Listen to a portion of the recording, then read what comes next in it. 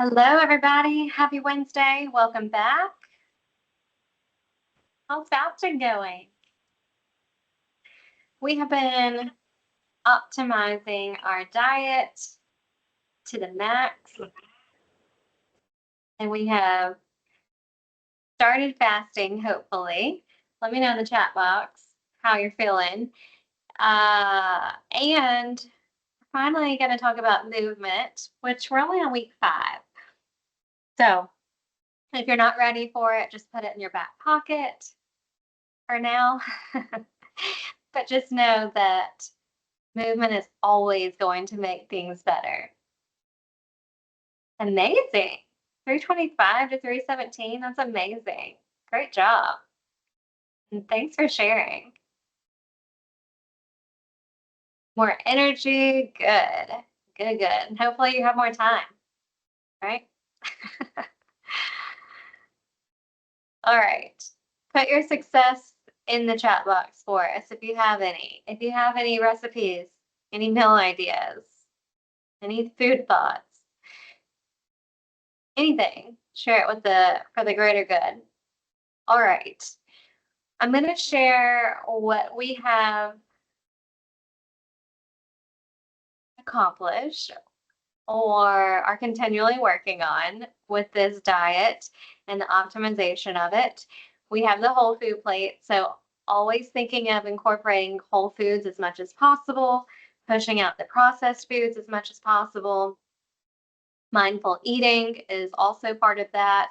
So not being too full, not being too hungry, trying to stay in the middle somewhere. When we're eating, make sure we're getting full and then not allowing ourselves to get too hungry.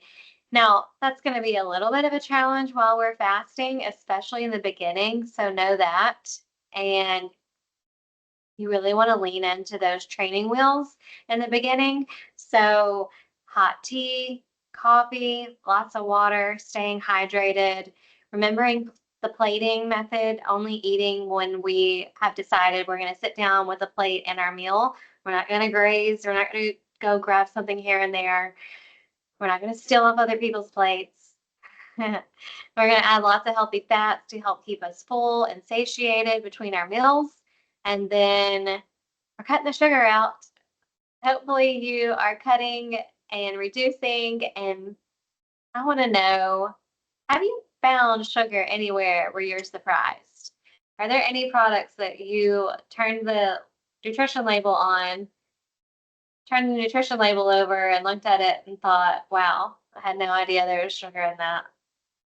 11 pounds. Amazing. Y'all are doing awesome. Cottage cheese. Everything bagel chips tonight. What are the everything bagel chips? Do share. Cottage cheese is great. Make sure it's full fat. Um, any products you're finding sugar in that you're surprised about? Protein powders. That's not a shocker, but maybe for some.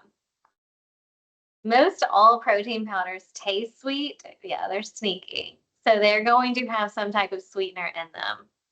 That's why it's best just to eat protein. And there is something that goes along with like the process of cutting meat or, using a fork and knife and eating bites versus drinking your meals. It tells our brain that we're eating a meal and that we're getting full compared to when we're drinking something. It's not the same effect for our brain. So they're tricky in that way too. Oh, okay, okay, okay. I have to know about the baked cottage cheese if that's what you're doing. Jello, yes. Jello definitely has the sugar in it. Even the sugar-free has a sweetener in it. All right, if y'all need any food product suggestions, remember to let me know. You can put it in the chat box, you can email it to me, you can put it on your tracker. All right, here's our fasting tips. I just want to remind you, because we're going to be continuing fasting this week. Fit it into your life, fit it into your schedule. We have Super Bowl coming up. Make sure that that's not a day that you plan on fasting, unless you're like me and you're just like not a huge football fan. I mean, that's bad to say. I'm not a big like NFL fan. I like Ole Miss.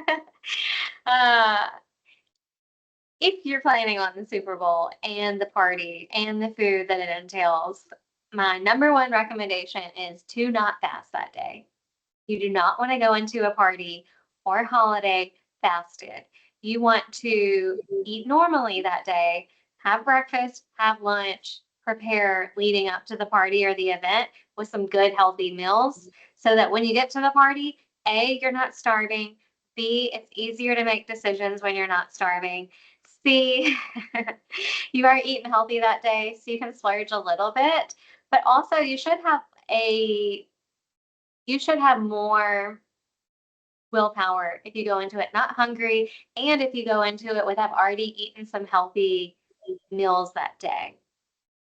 It'll help you like stay on track if you eat healthy and don't go into it hungry that day.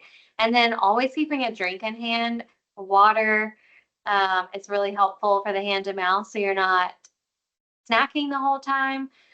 Also, think about plating. So maybe waiting to eat until you're ready to eat and putting everything on a plate and sitting down with it versus sitting like standing at the bar and eating out of the bowls. So you can always plate your appetizers with the meal too. And you can do this for holidays and parties so that you're eating in one sitting versus stretching out this eating over like an hour or two or three. Go ahead and condense it.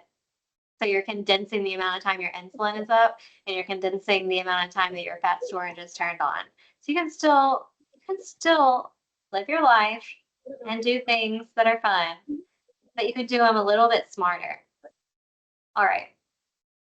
That's my spiel on fit it into your life and your schedule. Prepare before the fast with a healthy meal. Hopefully you're getting in those good healthy fats. They're going to help your fast. I hope you're paying attention to how you're feeling as you're going into fasting. Is it easy? Is it hard? What did you eat the day before? Remember to ride the hunger waves with tea, coffee, water. You can use broth. Try to stay busy. Use the training wheels in your coffee and your tea if you need to. Use the full fat. Add full fat to your coffee if you want to. You can add full fat cream, half and half. You can add unsweetened almond milk. You can add, what else am I thinking of? MCT oil, the medium chain triglycerides. You can add that to your coffee. There's one other one I was missing. All right. Every cup of tea or coffee, drink a cup of water. You got to stay hydrated when you're getting in caffeine. And then you can always use decaf tea. I love to have a decaf tea on me.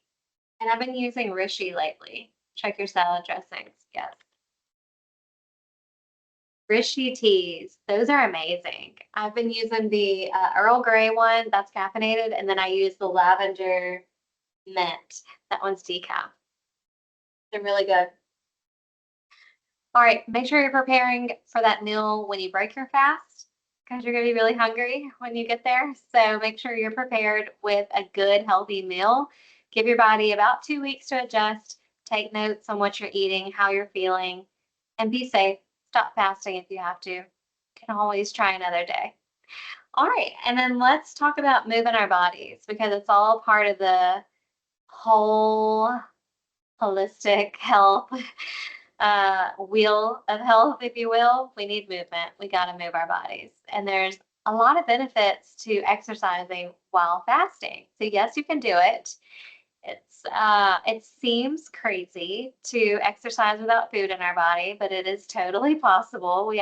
Remember, we have a lot of fat storage in there that we can tap into, and our body is going to tap into it while we're exercising, especially if we're in a fasted state, especially if you're not giving your body something to fuel off of when you're exercising, it'll tap even further into that fat storage. So you can exercise while you're fasting. It'll actually make fasting easier if you get some exercise in. It increases your energy and improves your mental clarity, which we can all use while we're fasting. It helps to manage stress and anxiety, which I'm going to get more into. And we know it improves our body composition. That's why most people like to exercise, but there's a whole plethora of other benefits to exercise. Raising testosterone levels, increasing our blood sugar levels when they're low during fasting. So that's where you get a little boost. And then it boosts growth hormone production. How much do we need? We need 150 minutes a week of some type of cardio. So getting our heart rate up, either biking, walking, swimming, walking the dog, playing sports, playing with the kids, parking further away from the door. At the grocery store, you can park in the back of the lot. At work, you can park in the back of the lot. When your kids have practice, you can park and get out and walk around. Trying to fit in these windows of opportunity for movement wherever we can. Taking the stairs at work, wherever you can find it, utilize it. Every 5 minutes of exercise is going to add up and going to make a big difference. It's going to increase your endorphins. It's going to make you feel better.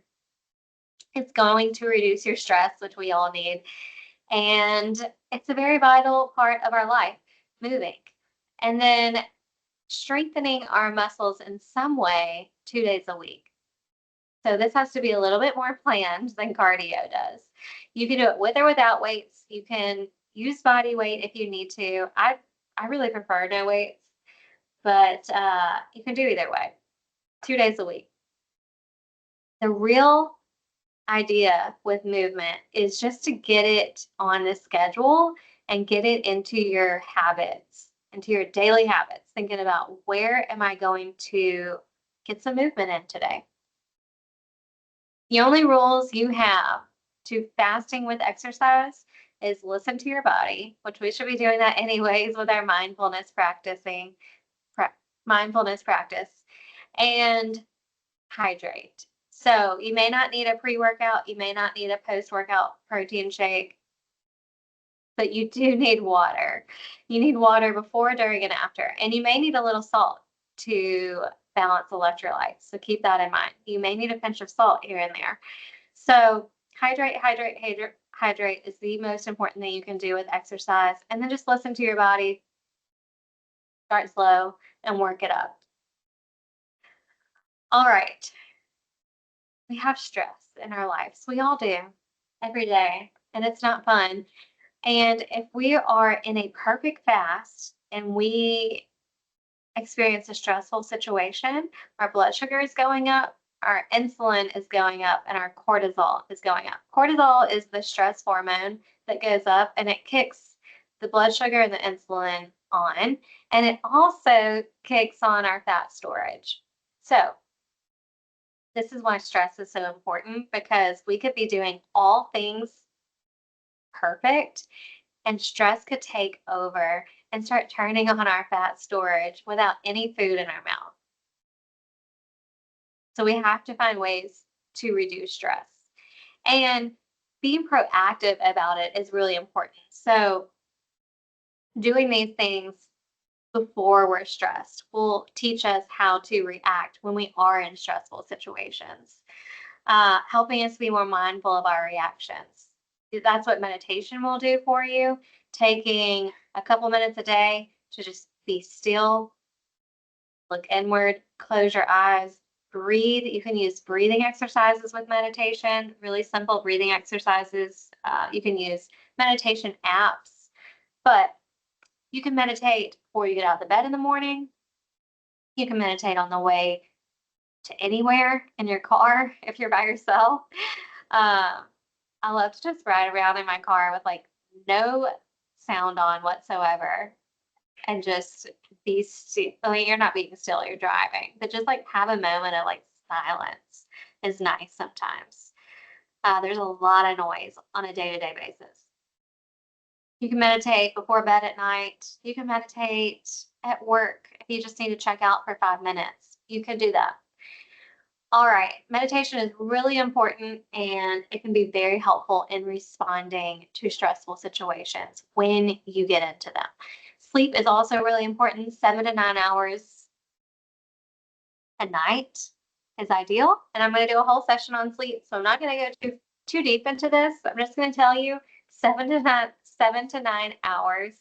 You will have a better willpower the next day. You'll have less hunger the next day, and you'll have more patience when you incur stressful situations. Lots of benefits to good sleep, and we'll get more into that. Exercise, of course, is a natural stress reducer. So if you can get exercise in, you're going to reduce your stress. It's a win-win. That's why I put these together. Just popping outside for a minute, taking a short walk can do wonders for the body when you are having a stressful day. Or even if you haven't experienced stress yet, it can help you prepare if you go into something stressful. Exercising is great. It raises our endorphins immediately and gives us those good, happy feelings. So that's another reason people love to exercise. All right, and then finding ways to relax without our phones, preferably. So if we can find ways to maybe get some stretching in at night before bedtime or when we wake up in the mornings, if we can find some time to read, pick up a book and read, pray, talk with friends and family, relaxing is something that we probably forget about, but we really need it in our life. Scheduling a massage, going to get a pedicure, maybe just, I don't know. What are some other ways that y'all relax?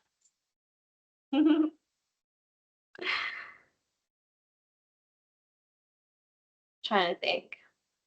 My relax my relaxing time is during my exercise, like 5 to 5:30 in the morning. That's my time. And it's yoga. So it's meditation, it's relaxing, it's exercise. I'm rolling it all in there together. That 30 minutes in the morning before I start the day. So try to find your routine. Where can you fit these things in to reduce overall stress? And then time management is huge. I cannot stress time management enough. It will change your life if you will put things in their proper place. So you're not running around with your hair on fire when you're trying to get out the door. You know where things are. You have things ready to go, lunch, water, kids' backpacks, all the things. And then sometimes it's just really helpful to be OCD and write down how you're going to get everything done. If you feel like you are living in a circus and you're not able to get everything done, you run out the door, and you're just like, my hair is on fire every day. Try writing down a schedule of how you're going to get the morning done or how you're going to get the evenings done. Try to like time it out. That's time management.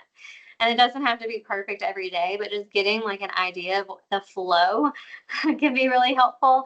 And then again, putting things where they go. Like when I can do nothing else, I will just like, I just need to like get things where they need to go. And that helps clear my mind tremendously. So little things like that can go a long, long way. Writing things down, having a journal. Yeah, I love that. When you're not eating in the morning, that's perfect. Planning your day out, just being a little bit more prepared can help with time management and stress reduction. All right, so our goals are to continue optimizing our diet. It's going to be a lifestyle. It's going to take all it's going to take a long time to get our diets just the way we want them, and then incorporating that fasting with it, adding in some movement anywhere you can find, maybe penciling it into your calendar.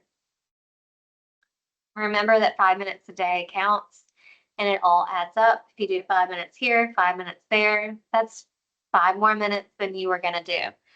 And then let's try to find some ways to reduce stress. Maybe you just pick out one or two things that I mentioned today, or if you have other ideas, try to find a way to reduce the stress. A lot of times I find I'll have like this moment in the day where I don't have anything to do and I try to fill it with something to do. And you might be the same way. And then I realize I could just like take a moment right now. And I think we're just like ingrained in culture today to just like go, go, go, go, go, go, go. If you find a moment, just take it because you need it to be able to be ready for the rest of the day or what else is coming. All right, this is my last tidbit for y'all. I'm gonna put this in the chat box for you. It's a really good way to plan your exercise. If you need to get a plan going, you can make one here. You can choose if you want to be indoors or outdoors by yourself with other people. You can choose your activities. So let's choose a couple things. Okay, I already have mine. Some Pilates, some walking, some yoga. And then you can review your plan once you decide what type of exercise you want, which is great because it's going to give you a lot of ideas of exercise. And then you can create and print this tracker. See what's down here. Lots of tips. You can create and print the tracker, which is awesome because it'll lay out what you're going to do, how much of it you're going to do, what days are you going to do it, or how many days are you going to do it, and then you can check off the days that you got your exercise in or your movement. So I think this is really great if you need a place to start with exercise and just kind of planning out, what am I going to do? What's the plan? All right, I think that's it. Movement, reducing stress with our fasting and our beautiful optimized diet. Any questions or comments or concerns? Let me know. Remember to send me your tracker. And we're already 5 weeks in. Y'all are doing great. And thank y'all for sharing your success in the chat box. I love that. That's really, really motivating. And I'm proud of you. Hope y'all have a great rest of your day, and I will see you next week. Bye, everyone.